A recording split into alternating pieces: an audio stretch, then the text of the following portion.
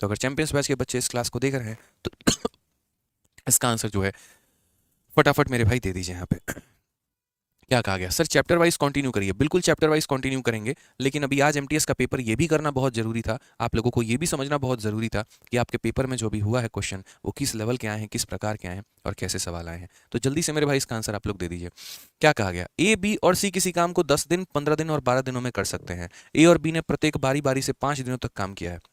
ए ने 5 दिन काम किया, फिर बी ने 5 दिन काम किया, और जो बच गया है उसको सी ने जो है मेरे भाई कुछ दिनों में निपटा दिया है। तो बताओ यहाँ पर सी को बचे हुए कार्य को करने में कितना समय लगा है। तो अगर हम बात करते हैं तो यहाँ पर रेशियो मेथड सेम तरीके से एलसीएम मेथड लेंगे। ए हो गया, बी हो गया, सी हो गया।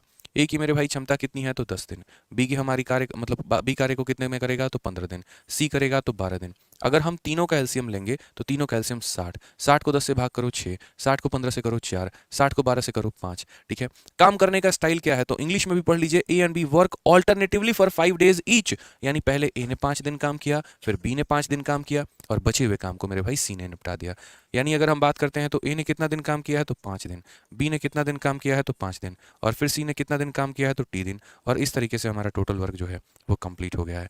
5 दिनों में ए कितना काम करेगा, एक दिन में 6 यूनिट तो 5 दिनों में 30 यूनिट, एक दिन में ये 4 यूनिट तो 5 दिनों में 20 यूनिट मेरे भाई।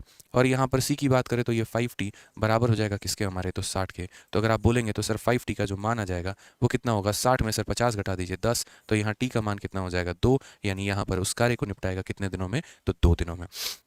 कितने दिनों में मेरे भाई तो 2 दिनों में। यानी बचे हुए कार्य को अगर बात करते हैं सी कितने दिनों में करेगा तो 2 दिनों में।